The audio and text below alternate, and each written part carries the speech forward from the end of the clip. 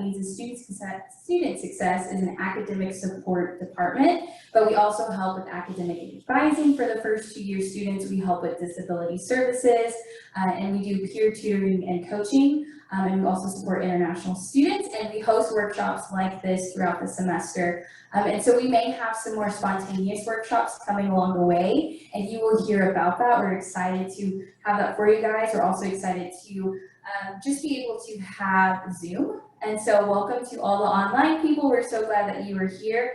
This is being recorded, and so we will have it available later on this week in Blackboard for you guys. So this particular workshop is about breaking down Turabian. And as you know, several of you have already been a student or you're a new student. Turabian is one of the main writing styles here at TKU. So we hope that this will be informative for you, give you some practical takeaways. And then also I want to shout out in the back is Morgan, our peer tutor. She is amazing, amazing, amazing. Peer tutor advisor extraordinaire. She's awesome, so she can help you guys. We also have Liz. So for all the Zoom family, you will see Liz on there. She's another one of our peer tutors. And then you're going to see Teresa Carpenter. So shout out to her. She did a great job in setting this up. She is our coordinator of student success, and she can also support you in any of these areas. So I'm going to take a moment to pray, do one more announcement, and then I'm going to introduce our speaker in the back. So we're going to go ahead and pray. Father, I just thank you for today. God, I thank you that we can just join together and meet. Holy Spirit, we just invite you in, just your spirit of truth, of wisdom, and revelation. I just pray that you would put all of our minds at ease, those in person and here online, and those that will watch later, that things would just begin to make sense. And if anyone is feeling overwhelmed about classes or just in life in general, we just pray right now that they feel your peace, and that you would just open our ears to hear. We just give you the glory and the honor. In Jesus' name, amen. All right, so my final announcement for you guys is our next workshop coming up on October 20th. You'll hear more information about that. It'll be in this room, same time. We'll be with Dean Davis. And so Dean Davis is going to be talking about writing on all levels. So that's going to be able to accommodate all of our students, whether it's undergrad, grad, and beyond. So we're excited for that. And now I'm going to introduce Megan. Megan, you guys know and love her. She's amazing. She is the Director of Academic Services. She is also the registrar, and she's a professor. She teaches several classes, but her main one this semester is Student Success Strategies. All that means is she knows her stuff, and you guys have an expert. And then in the back is going to be Kristey Simmons. She's amazing. She is the Senior Assistant to the VP of Enrollment and Student Development. I worked really hard to memorize that. And all around, she is just amazing. She's also an extraordinaire in this area. Very organized too, so if you need some extra tips, if you find her, ask her. So she's going to be moderating for all of our Zoom people as well, so if you guys have questions, put them in the chat. For you guys as well, get your questions ready, and we'll do FAQ towards the end. So let's go ahead and just give a hand clap to Kristey and to Megan. All right, thanks guys, it's so great to be here with you.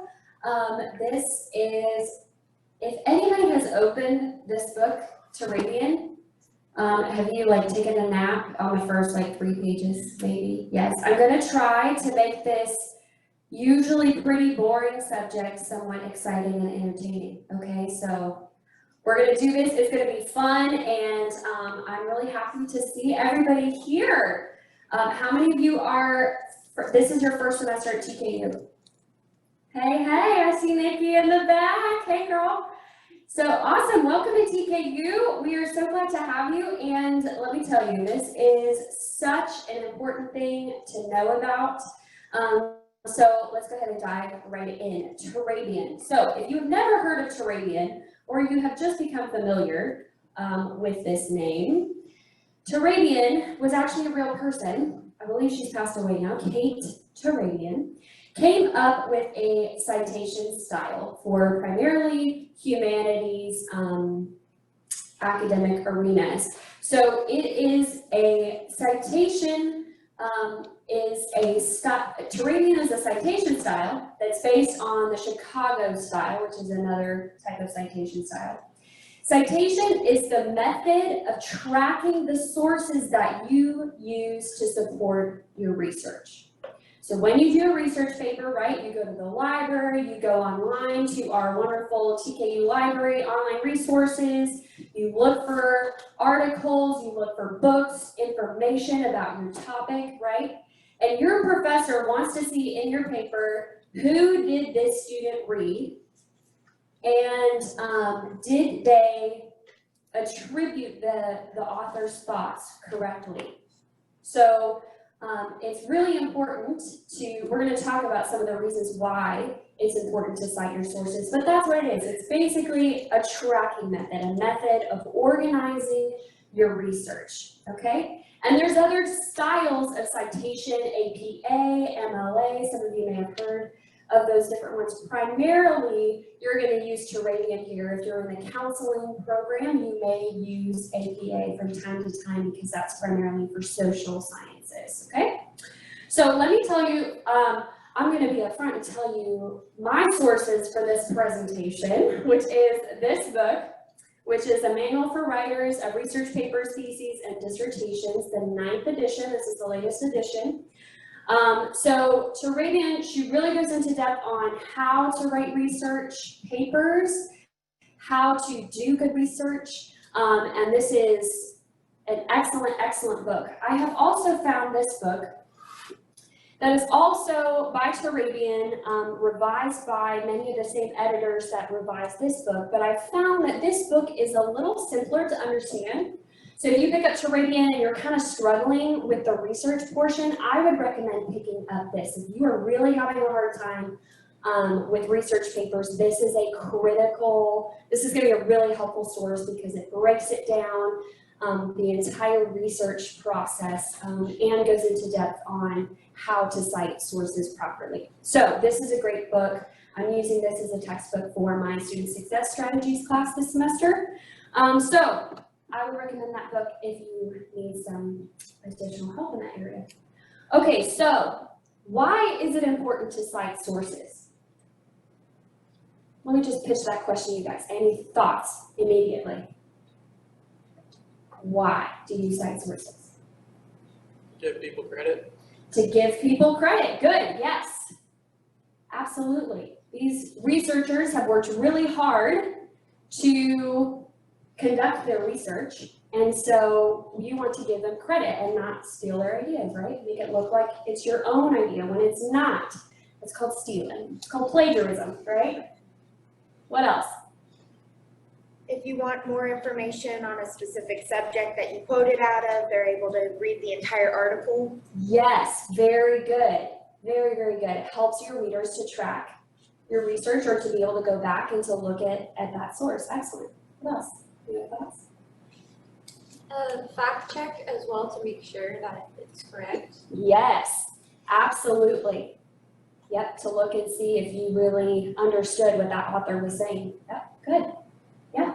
It makes your work more credible because it shows all the sources working for you. Exactly. You guys basically just stole my whole thing here. So you guys know all of this, right? Citing sources helps your readers to understand your work by seeing whose work you've relied upon, right? So your professors who are experts in this area, in this field, they're probably the first thing they're gonna do when they read your paper is glance through your footnotes and look at, okay, who did this student read? Did they read the experts in this area? Did they read those primary researchers in this area? So they're gonna look at that. The second one, find your sources to check your work or to use in their own research. So your readers are going to fact check, or they want to maybe explore that a little bit more in detail to further their own research, right? And that's actually an awesome tip for when you're doing research papers. Look at the footnotes of any article or book that you're reading, and that will give you like a crumb trail, right? To follow along and to continue to find more sources in that area.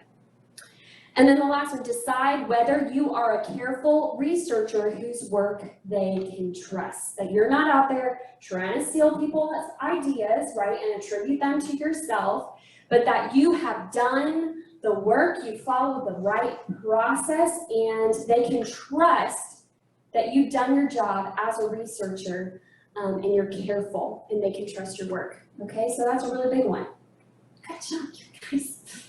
Perp could probably teach this.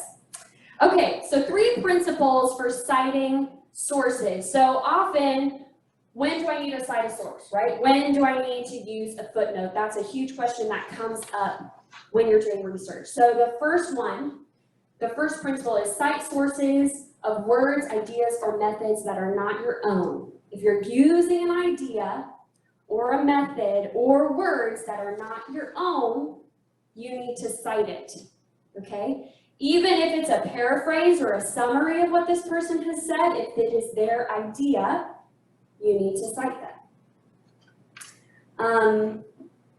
The second one is to use quotation marks or block quotations for direct quotes. If you are taking word for word from a source, which you should actually do sparingly when you write your research papers, professors don't want to read a paper with 10 direct quotes that are 3 or 4 sentences long. That means you don't know how to write, is what your professor is going to think.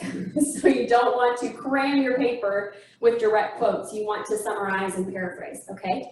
And number 3, paraphrase using your own words, okay? If you are paraphrasing this person's idea, then you need to use a footnote. You need to cite them, okay?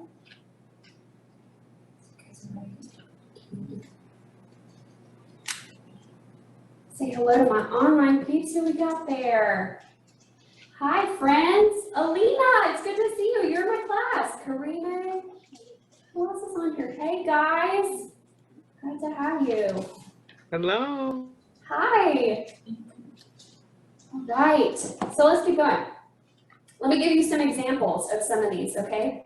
So here's a paper that I wrote on Genesis 1 and the ancient Near Eastern background of Genesis 1. This was a paper I did in my grad studies. Okay, so if you look at this paragraph, okay, so the cosmos is not seen just as the creation of God, but it's also seen as God's temple. According to Walton, okay, he is somebody I used in my paper. According to Walton, Genesis 2 is a temple text, similar to other ancient Near Eastern temple texts. Okay, so you see how here there are no quotation marks. I'm moving out of the camera, but this second sentence, there's no quotation marks, but I still use a footnote because this is his idea that Genesis 2 is a temple text, similar to other ancient Near Eastern temple texts. Okay, so that was not my idea. That was coming from Walton's research, so I used a footnote. And I used a footnote down here with his book, with the page number. We'll talk about more in detail how to do that. Okay, then the third sentence, I continue on and I say, he says deity rests in a temple and only in a temple, yada, yada, yada, end quote, okay? So I also put a footnote there. Now I probably could have just put one footnote here because this is the same quotation, right? It's the same source. IBID means it's the same page, the same source as the previous one, okay? But this is a good example of, okay, I summarized this guy's idea, and that I used a footnote for. I also used a direct quotation, and I used a footnote for that. Does that make sense? Clear? Okay, good. Yes? So most of my what's the difference between the IBID versus like the shorter version of the Yes. general footnotes? Great question. So if you, let's say,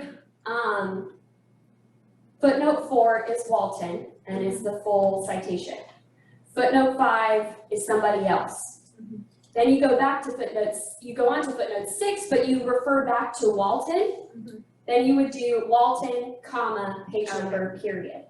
If it is immediately after and you're using the same person, that's when you would use IBID and then period, comma, page number if you're referring to a different page number, but it's the same source. Here. Does that make sense? So if you're using a different source completely, that's when you use the full footnote? So you'll want to, you'll want to use the full footnote for each source the very first time that you use it. If you use it again, you can use the shortened form. So, does that make sense? Does that answer your question? Yes, it is. Okay, perfect. Any other questions? Good questions, guys. Okay, so let's talk a little bit about paraphrasing, because I have seen students turn in papers where I could see they changed a little word here and a little word there, but it's pretty much the same sentence structure as the original source. That is still plagiarism, okay? So you want to avoid doing that. So let me give you an example. This is from Turabian's book. So Malcolm Gladwell wrote this book called Outliers, The Story of Success. Achievement, this is a direct quote from his book, okay? Achievement is talent plus preparation. The problem with this view is that the closer psychologists look at the careers of the gifted, the smaller the role innate talent seems to play, and the bigger the role preparation seems to play, okay? So this is the direct quote. So let's say you're doing a research paper on successful people, how they're successful, right? And you read this and you're like, great, I want to use this in my paper. The wrong way to do this would be this way. This is a too close paraphrase, okay? Success seems to depend on a combination of talent and preparation. However, when psychologists closely examine the gifted and their careers, they discover that innate talent plays a much smaller role than preparation. Now, it's not too similar, but it's similar enough, okay? It's just different words that you could probably switch out some of the words, right? Achievement, success, combination of talent and preparation, talent plus preparation, right? Do you see how those are very, very similar? Psychologist, gifted, you see a lot of the same key words repeated, okay? So you don't want to just take a quote from a book and just change out a few words and call it a paraphrase, because that's not quite right. What you want to do is when you read something, you close the book, and without looking at the book, you write your own understanding of what that author was saying. Does that make sense? And then you were sure not to copy and change in your head word for word as you go along. Does that make sense? So an example of this would be, as Gladwell observes, so he right off the bat attributes this to the author. Summarizing studies on the highly successful, we tend to overestimate the role of talent and underestimate that of preparation. That's a completely different way of saying what this author said. Does that make sense? Yes? Okay, this is a tricky one, and it'll take some practice to get used to, but man, you're gonna get good at paraphrasing when you write research papers. Any other questions so far? Good, okay. All right, so the big question now is the how. How do I do this? Okay? So there's really two primary things you need to remember. You need to collect the right information when you are doing your research. This is something you should do as you go along. Even if you're not sure that you're going to use it in your paper, you still should collect the information, because there is nothing worse than copying down these great notes and you forget to write down the citation information, and then you completely forgot where you read it. And then you can't use it in your paper because you can't cite it properly, and that is really sad. Okay, so do yourself a favor and do this as you go, okay? We'll talk a little bit more about that. And then you need to put it in the right format, okay? We'll talk more about that too. But those are the two things that you need to remember. Collect the right information and then put it in the right format, okay? All right, so collecting information, a couple things to remember. In your handout that you got, there's a checklist with a template of the information that you should collect for every single source that you read, okay? And like I said, collect the information as you go, right? So if you're doing research in the library, just jot a few quick things down. I used to write notes on my computer as I was doing my research, and then I did like a header of the citation information for each source that I used. And I color coded it too because that was fun and I like colors. And so I knew, which source was associated with which. That kind of helped me to track my research. Okay? And then collect the information as you go along, right? Don't wait till the end. You have to go back to the library, but it's closed and your paper's due at midnight and you're freaking out. Okay, so do yourself a favor and do it as you go. Double check it while you have access to it. So write it down and then just do a quick double check. It'll take 5 seconds and you will thank yourself later. And then here is a pro tip, okay? So if you go to the library and if you make photocopies of your Kristey, look at that. She said it already. If you make photocopies of the copyright page in the book, so let me give you an example here. Got a book here, and you make photocopies of this page that has the title and the author and the publisher, and this page, the copyright page, where it tells you the date of publication, who published it, all of those things, okay? Look at Kristey. She is a pro. She did her MDiv here. She is a pro. Okay, so that's a pro tip. Take photocopies of those and then, you're good to go. So that's about collecting information. Any questions?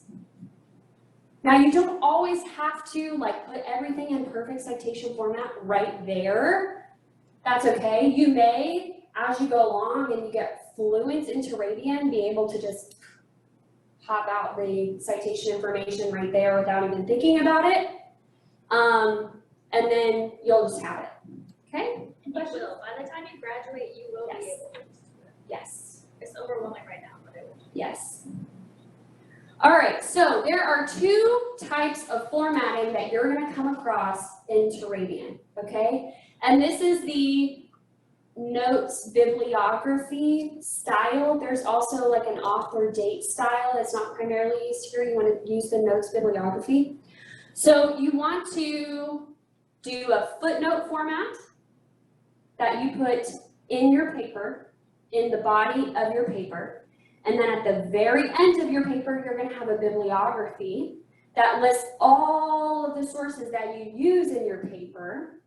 And that's going to be in a different format than your footnote format. It's the same information primarily, but just formatted a little bit differently. So whenever you use the words or ideas of a source, you need to mark the place in your text with a raised number called a superscript, right? This little footnote guy here.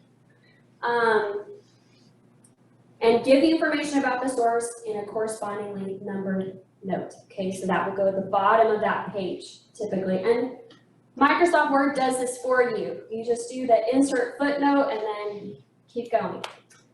And then you'll do your bibliography at the very end. Those are listed in alphabetical order. Okay, alphabetical order.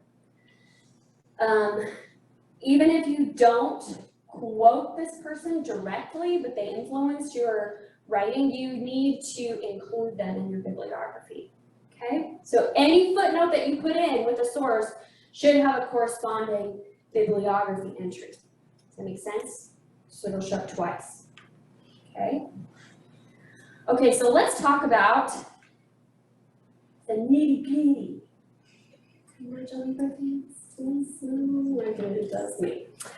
Okay, so for each citation style, there's a basic pattern that you're going to follow.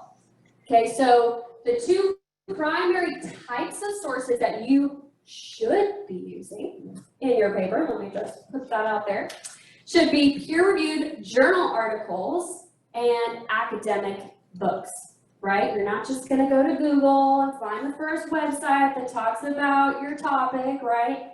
It's a whole other workshop, information literacy. So for a journal article, does everybody know what a journal is? I'm just going to tell you in case you don't. Okay, so scholars all over the world like to write little articles, right? They don't always write entire books. They write down articles on a very specific topic or a topic of interest. Maybe they're doing a presentation for a conference or something like that. So they'll write a short essay. They had so much fun in school, they just keep writing papers. It's just what they do. So, if you love to write research papers, maybe you have a career as an academic.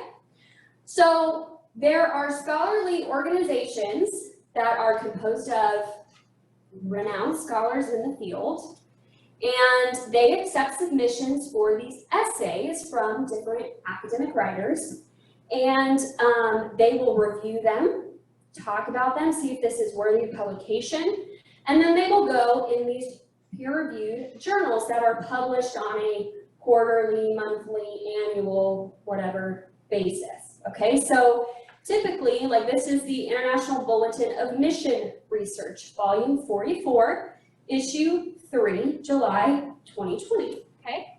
So in this journal, let's see how many people contributed.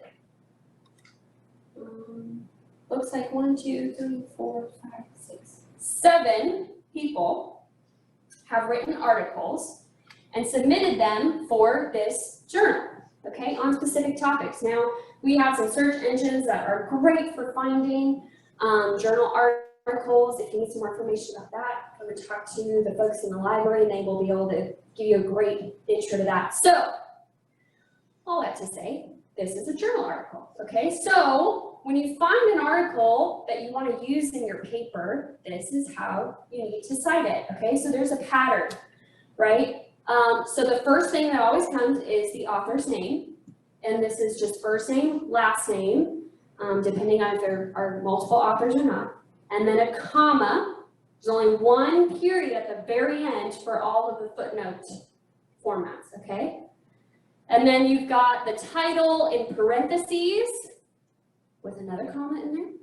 And then you've got the journal title in italics, okay? You've got the volume and issue number, the date, page number, and then the website where you found it, okay?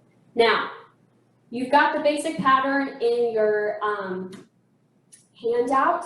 So I'm not going to spend too much time because really the best way to do this is just to do it. And we're actually going to practice it today, but I just wanted to talk through it a little more. Okay, so that's for articles.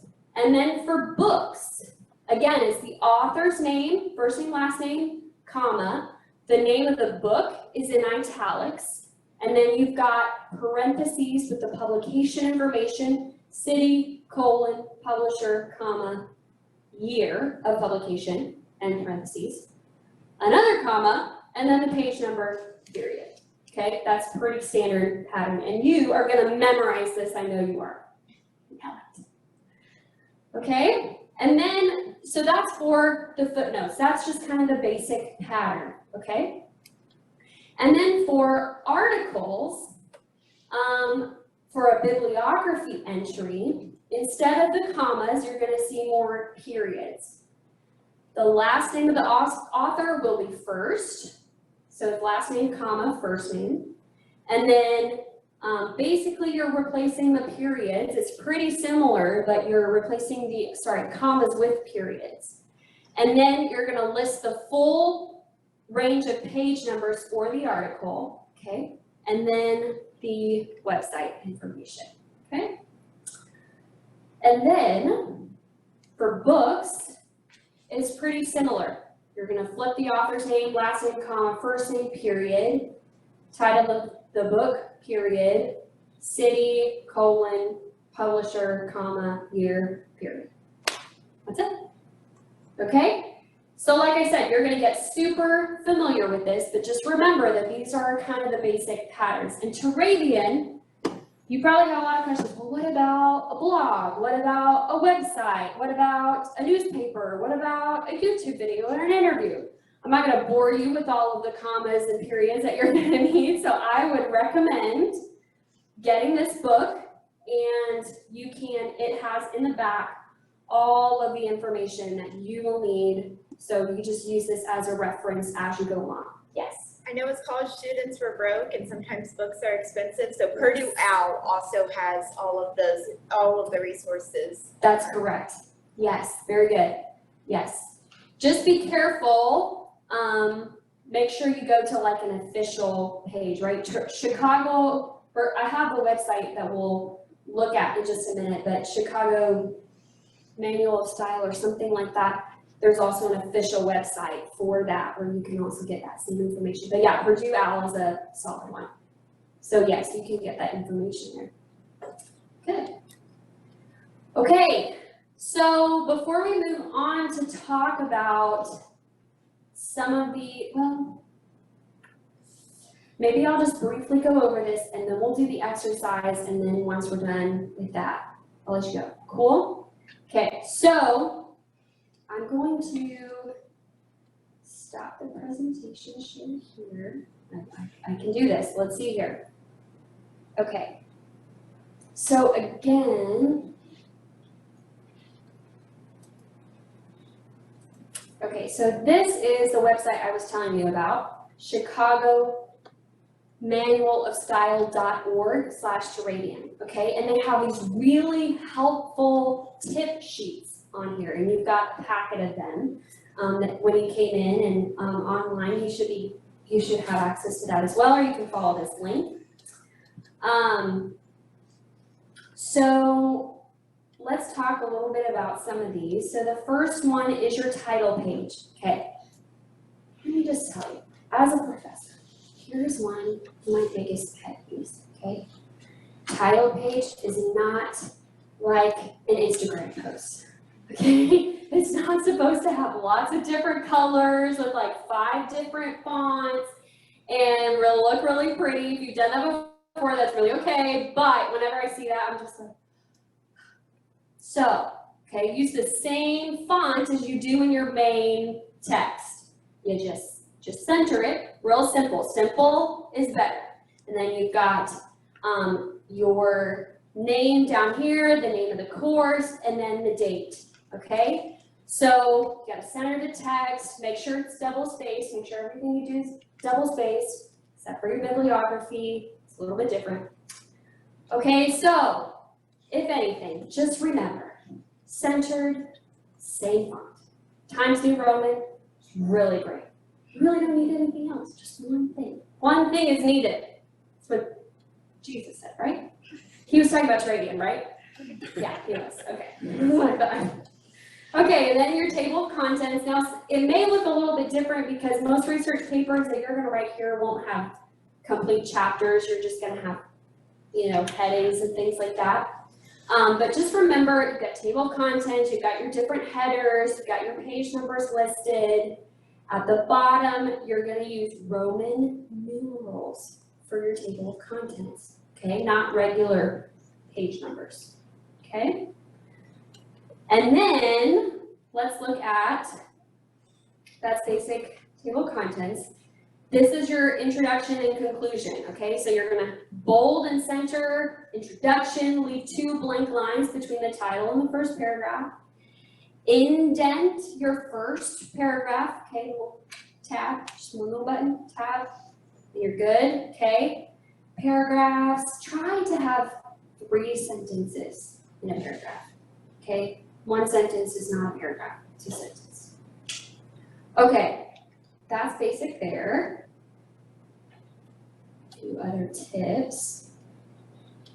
Okay, sections and subheads. So you'll have a section that should be in one style, like this one is bolded and centered. And then the subhead under that is gonna look a little bit different, like in italics, and that'll be directly under it, okay, with a blank line in between. So you can do those centered, or the subhead can be centered underneath, or you can push it all the way over to the left side, okay? And leave some space between your paragraph and your subhead, okay? Let me see here.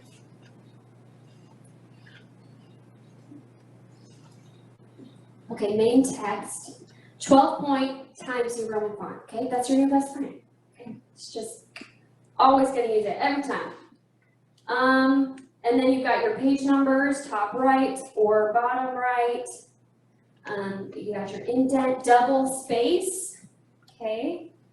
Now here is block quotations. This is important to remember. If you absolutely must use a block quotation or have a really long quotation in your paper, there's a couple things you need to do differently, okay? So if your quote is more than 5 lines, you need to format it differently, okay? In this block quotation style, you see in the middle here, it is indented all the way over and single spaced, not double spaced, single spaced, and there are no quotation marks, okay? So those are the key things to remember. Single space, tabbed over, indented over, and no quotation marks for quotes that are more than 5 lines long, okay?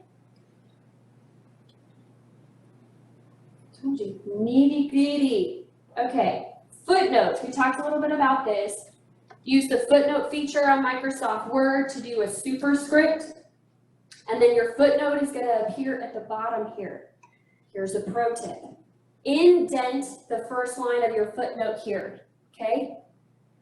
Just like you would in a paragraph. Indent that first line and then leave a space. This will not be double spaced, this will be single spaced.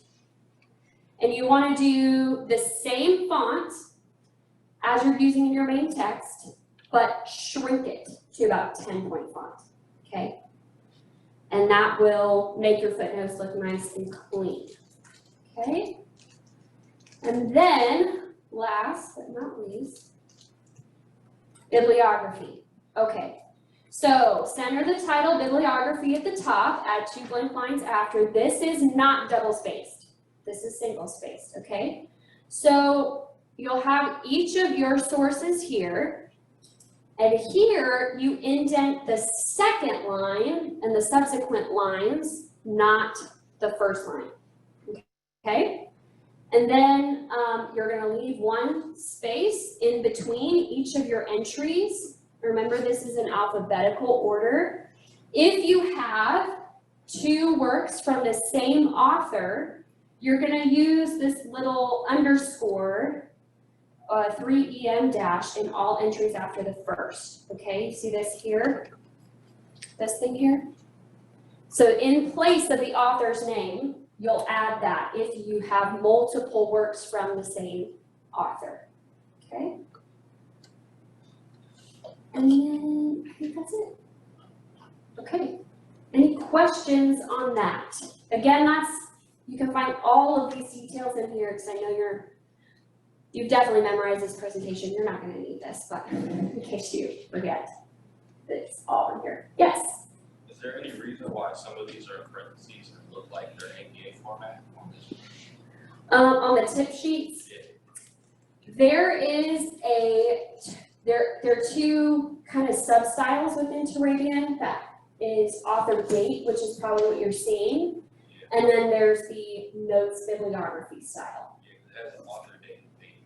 Yes, so it's a little bit different on that one, yeah. But the footnotes you should be using the notes bibliography style. And again, on this tip sheets page, you can do citation quick guide. Go to notes bibliography style here. And then it will illustrate all of these things that we talked about. Okay? And then you can use this as a reference. Good question. Any other questions? Just so on this handout that you gave us, that has it kind of in detail, up on the top where it says the basic patterns for footnotes, is the second one meant to be the shortened one, or is it a totally different? No, so the second one, the basic patterns for footnotes, there's one for articles, and then there's one for books. Okay. So it's different types of sources there. Yeah. But shortened format is typically just author, last name of the author, comma, page number, period. And that you can find on the website too, it'll show you that So short you don't form. need the publication date or nothing? If you use that, if you quote that person or use that person a second time, that's when you would use the shortened form. But you will need the full information for every source that you use, you just don't need to repeat it every time. Okay. Yeah. Any other questions? Okay, so we're gonna do a little exercise. I want you to come up to the front here. And Kristey will give instructions on Zoom. I've got a link for the book. Did I send that to you? I think I sent it to Teresa. She can drop this in there. There's a link to a book and a link to an article where you can capture the information that's needed to cite the source and then practice putting it in proper format. Okay, so up here, we have some books over here. If you want to be brave, pick a really big book, you can do that. And then we have journals here. So I want you to pick one of each. You can team up if you want or do it by yourself. And then practice using that pattern that's in the handout to write down a footnote format and write down a bibliography entry format. Does that make sense? For page numbers, for the books, just pick whatever one you really like or just want to read it. And then for the journal, you can pick whatever article you want in there. Okay.